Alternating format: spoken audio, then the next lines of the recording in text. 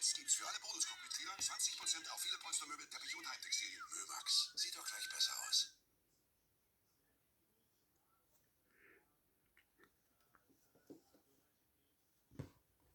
You know, I never really understood trigger words until I got roommates. I hated my roommates, except for you, Isaac. You watched my videos. Oh, James, you didn't hate your roommates. You just mildly disliked them. Yes, I did. When I first moved out of my house and went to college, the day I moved into my apartment and I opened the front door, this is what I saw.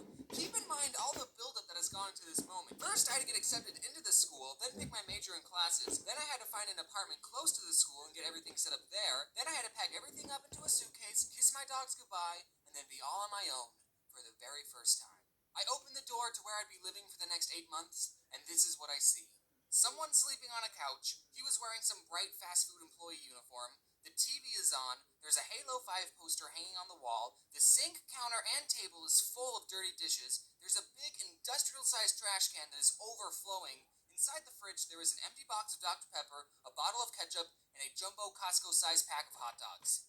Where did all these dishes come from? Fun fact, those hot dogs were still in the fridge when I left. But the worst thing that was there was about 1 million basketball cards just lying on the floor. I'm not even exaggerating, here's proof. Okay, so I got a single room because I brought all my drawing stuff, and I would feel bad if I shared a room with someone and he had to deal with all my drawing stuff being there, and also I wanted to be alone. Looking back, I'm so glad I got a single room because that room couldn't even fit myself. Literally, I could stand in the middle of the room, hold my hands out, and without moving my feet, I could touch the walls of the room. Maybe I just have long arms, I don't know. I mean, I could settle for a small bedroom, but what made living there so horrible were the roommates. What I didn't realize is that these boys also got private rooms, so that means that they too were socially awkward and kept to themselves, which you might think is a good thing, but you'd be wrong. On the first night of being by myself, I unpack all my drawing stuff and I set it all up, then I turn on the computer and the screen is just black. Nothing was turning on. I tried everything to fix it and it just wasn't turning on. Eventually I contacted the people who made it, sent it in, and then I got it back working. But during that week while the tablet was being fixed,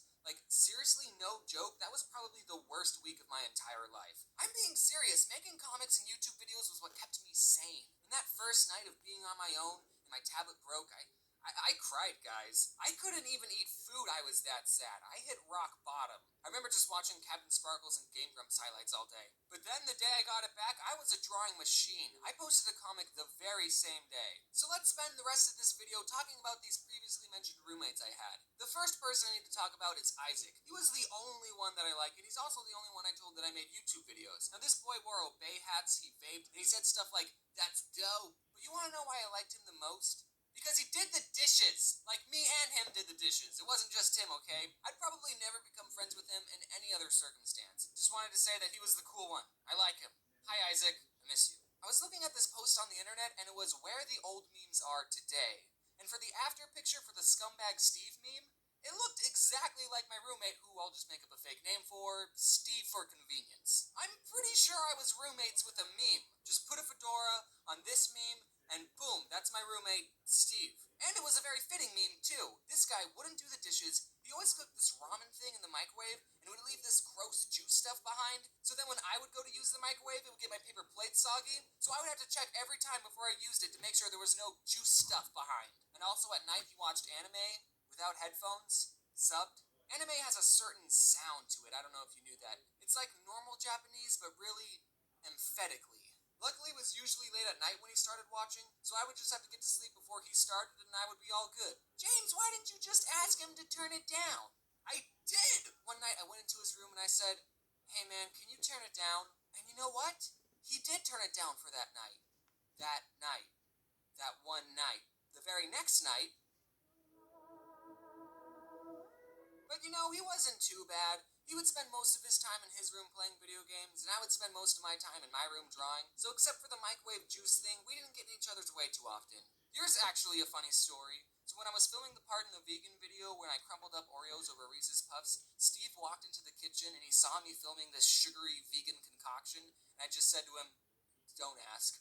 Okay, so here's the roommate that I hated the most. His fake name will be Hunter. He was the one asleep on the couch when I first walked in, and he was the one who had collected all those billions of basketball cards. Just basketball cards. And he kept them all in the front room. What's the point of having sports cards when you can't even play with them? I mean, I spend money on Magic the Gathering cards, but that's because it's an actual game that you can play with friends. What do you do with sports cards? I mean, I guess you can leave them in the front room of your apartment. Maybe one day your roommate might make a video about it, though. He left his Mountain Dew bottles on the floor, he farted in public, he would always complain that Steve didn't do the dishes, but he wouldn't do the dishes either. One time I was tired of doing everyone's dirty dishes, so I bought a big stack of paper plates for everyone to use, but Hunter took the paper plates to a party without even asking me, and he didn't even bring them back. But the worst thing this guy did, one day he told me, my ex-girlfriend doesn't want our dog anymore, so he's coming to live here. What? So this boy wants to bring a dog in an already very small, cramped apartment. I couldn't believe this. The dog's name was Snoopy and I loved him. Hunter would put him in his kennel at night, but one night I was like, hey, Hunter, Snoopy can stay with me if you want. And then, boom, from that day forth, I was the one taking care of Snoopy. Snoopy would now sleep in my room. I would be the one who took him out for walks, and I fed him slices of lunch meat. What was great was that when I would go into the kitchen and Hunter would be watching TV, he would call for Snoopy. Snoopy, Snoops, Snoops. But he wouldn't come. This dog would follow me everywhere. And then one day Hunter said, hey, do you just want to have Snoopy? I was going to get rid of him. And then I said I would take him.